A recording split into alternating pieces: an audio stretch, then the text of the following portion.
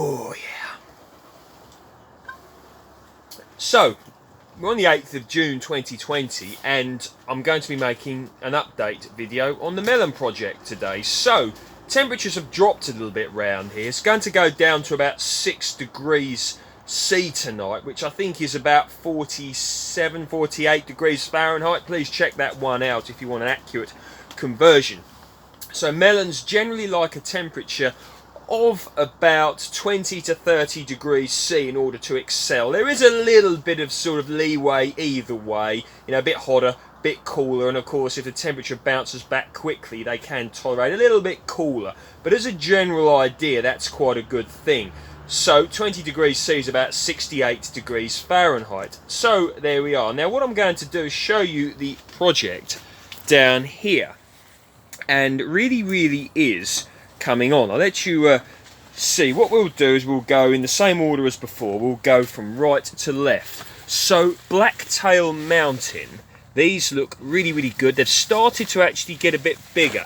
This is the one here, look, you can see that one there. That one's not particularly done much, and that one is not coming to anything at all. So there we go. But so that's looking good, that's looking good, and that one's on the way. So out of all of the melon plants I've got set here, it's what I expected to happen. The watermelons are a bit slower on the uptake, but that's fine.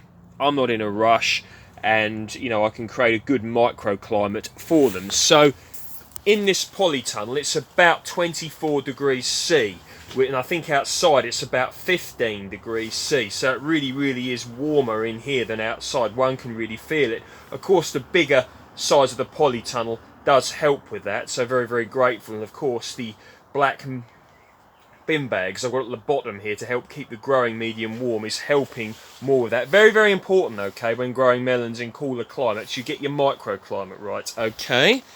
So that's where we are with those. So the next one we're going to have is Petite Greed, and these really are motoring along. You can see that, and I'm keeping an eye out on the flowers. So you can see there's quite a nice variety of yellow flowers. So what I'm waiting for is to get some obvious male flowers and female flowers. When they come, I will then be removing the male flower, and I will then just put it on the female flower, sort of douse it like that, and that will help with pollination, because it's very important.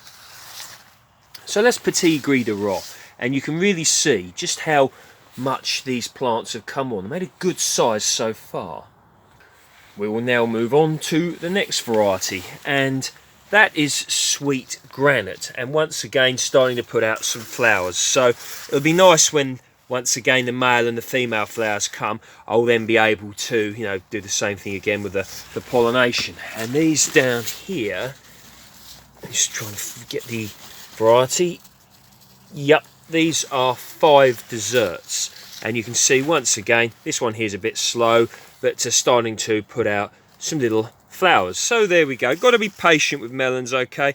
When growing melons in a climate such as the UK, your results are not guaranteed, okay? Not that anything is guaranteed in the world of gardening, but I think you understand where I'm coming from. So bitter melons, there you go. Now these really are coming on well, okay? And there we go, really putting out some growth. Out of all of the melon plants I've got growing here, oh good grief, out of all the melon plants growing here, I'm expecting these to do the best. So that's how we're going with regards to the melon project.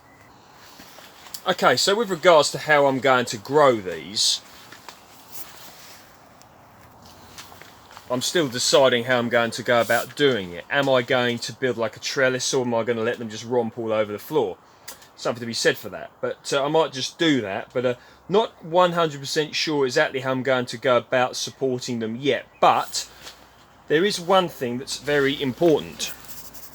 So I'm just trying to find you some, but there are actually quite a lot of insects flying about inside in this polytunnel. Now, can't actually find any apart from, here we go. Now there's a hoverfly up here, okay, and you can see that. So they're very handy for pollination. So one good thing to do is to leave the door open of the polytunnel, so pollinating insects can get in and out, and you'll find that with a crop such as melons, doing this will be beneficial because pollination is important.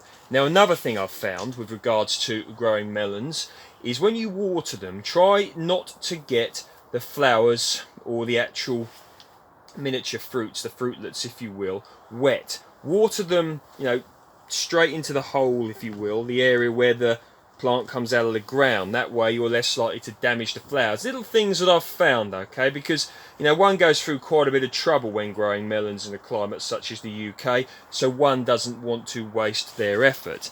And another thing that you can do is water them with tepid water, okay? You can warm it up. I had somebody tell me in one of my videos the way they do it is they fill their hose pipe up and let it warm up throughout the day and then water with that. And that's an idea, if it's in the sun or whatever, a really good idea actually. But one thing you can do if you want an easy option is fill up your watering can and leave it inside in the polytunnel, and it will get a little bit warmer than what it would as you just left it outside in the tap or whatever. So there we go, that's the melon project. If you like my work, please feel free. There you go, the hoverfly, look, doing its thing. See that? There you go, come on. There you go, mate, come on. He's gonna, see, little things like this, right, they're really, really helpful. And they will add to the pollination and fertilisation.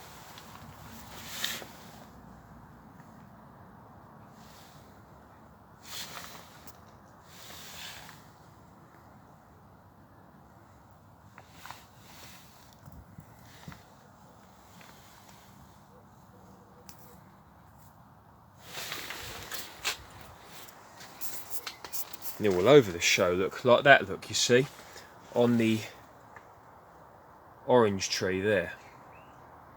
One thing I've found about having, like this, a bigger polytunnel, is it is a nice little way, it's almost becoming like a little ecosystem in here, which is what I wanted. So I'm going to leave you now. I'm going to be picking some strawberries later.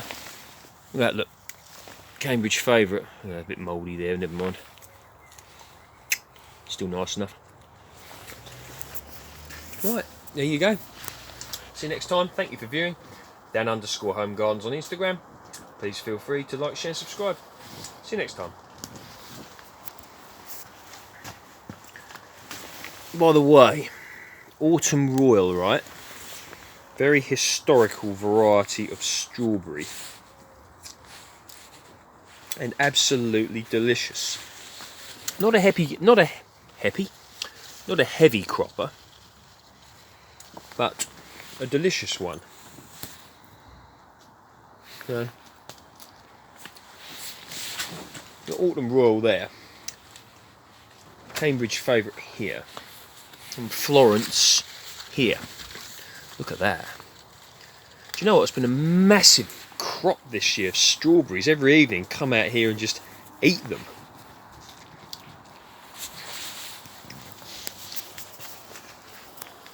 See you later, alligators.